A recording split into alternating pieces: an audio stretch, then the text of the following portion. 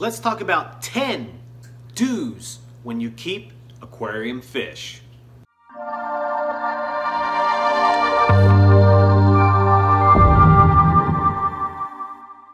What is going on, everybody? This is Paul, the Inventory King. Hope everyone is doing absolutely fantastic. And today we're going to talk about 10 do's when keeping aquarium fish. So number one on our list is going to be research. You want to research what kind of fish you want to keep. Now, as we know, there are tons of options. You have tons of freshwater options. You have tons of saltwater options. It's going to be up to you to decide which type of fish you want to keep. So this is where your research is going to come into play. Now, since I keep African cichlids, I'm going to use that as a reference point. Okay, so I like big free swimming fish, so I like to keep haps, okay, the Haplochromis species. They need a long tank, a 6-foot tank. They need plenty of swimming space because they're free swimming fish. Now, if you're someone who's interested in something like Mbuna, they need a lot of rock. They're rock dwelling fish. So again, and then same with peacocks. Peacocks are free swimmers as well. And again, this is going to be all about doing the research to find out what kind of fish you want to keep. Okay, so once you figure out what kind of fish you want to keep, then you'll know how big of a tank you want to buy or how big of a tank you will need. So that's going to lead us to number two.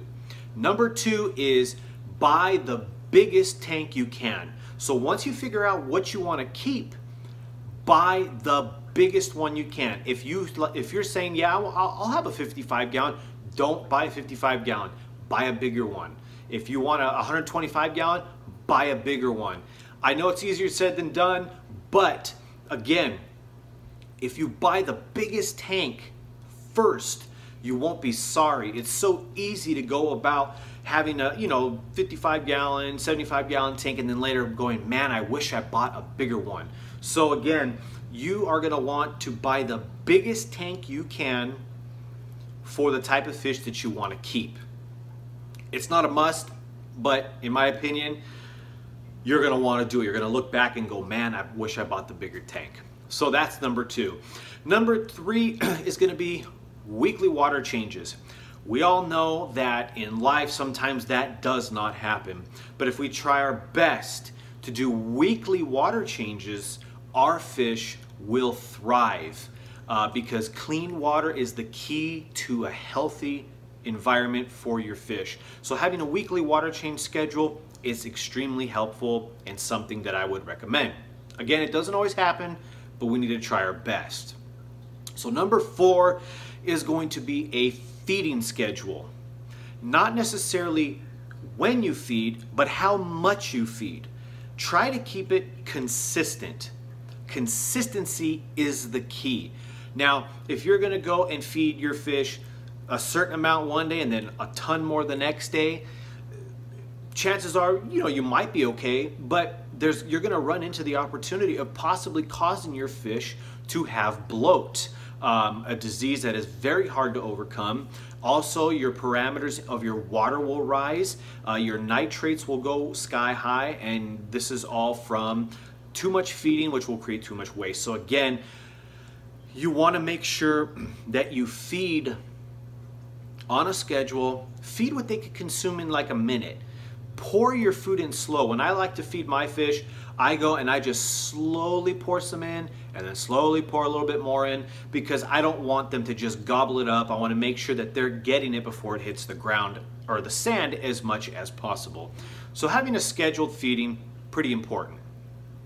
Okay, so number five is going to be pay close attention to your fish. If you look at your fish, wow, these are beautiful and I love my fish, and you feed them and then you walk away, that's okay. But what I mean pay close attention is I mean look at your fish every day. How are they behaving? Are they eating? Are they lethargic? Are they scratching up against rocks or substrate? You want to pay close attention to fish, and here's why. If you do that, you are going to have a chance to beat any disease before it happens. because if you catch it early, the chances of success or having success with beating that sickness is going to be very high. So pay attention to your fish more than just looking at them, admiring them, and moving on. Check them out every day. Make sure that they're looking fine. Make sure that their bodies look okay. You're not seeing any possible ick. When you feed them, make sure that they eat, because sometimes if you pour the food in and it's a feeding frenzy, a fish might gobble some food but spit it right out. A lot of times that can happen when a fish has got something internal going on, is when they may go for the food but spit it right out. So again, you want to pay attention so you can catch these things ahead of time. Very important one that I do all the time, and strive to do all the time. You know, not always. I try to do it all the time, but again, life comes in, and sometimes you forget. But anyway, that is it. Pay close attention to your fish. Extremely important. Number 6, use separate nets. If you have one tank, have a few nets.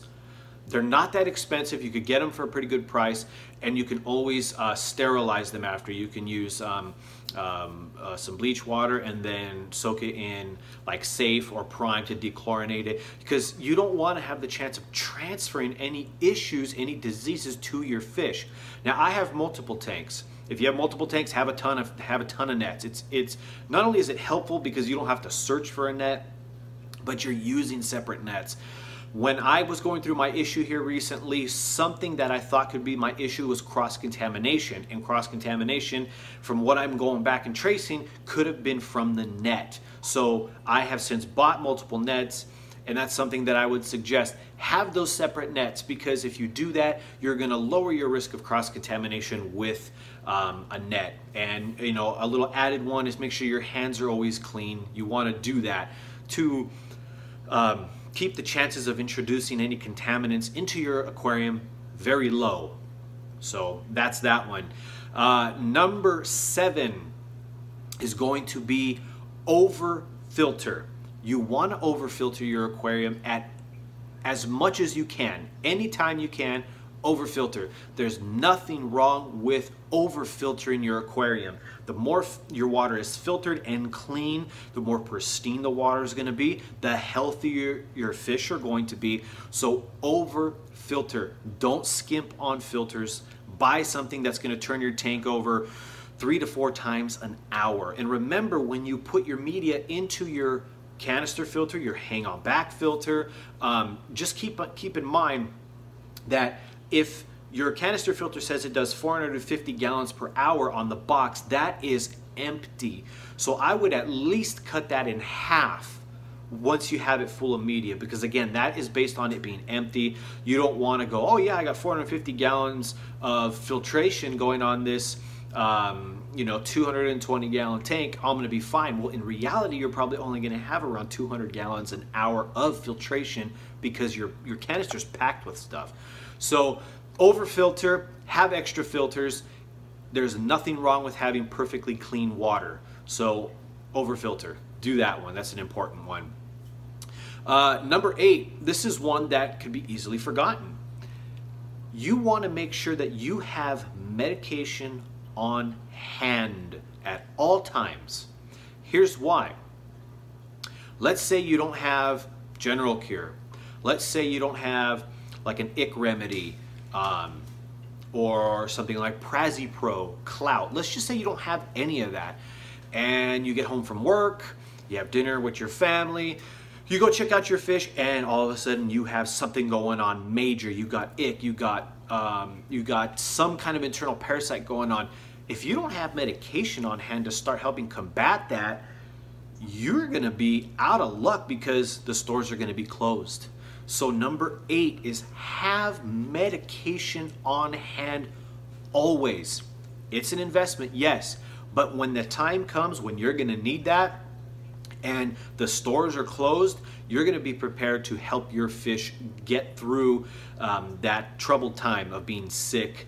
And you, as the fish keeper, are going to be a lot more confident in yourself because you have it on hand and you're ready to go. So meds, you should have them on hand at all times, just in case.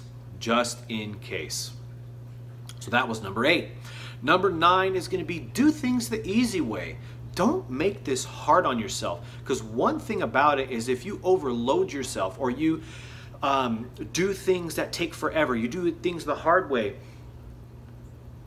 it is going to make you not want to do this anymore. And we all know we get into this hobby because we love it. We love the hobby, we love the fish, we love the tanks, we love the decor, sharing it with our friends. We just love it. And if you do things the hard way, like bucket water changes, it's going to get old real fast. So do yourself a favor, buy something like a Python water changer kit that you can buy on Amazon. You can buy them in multiple sizes.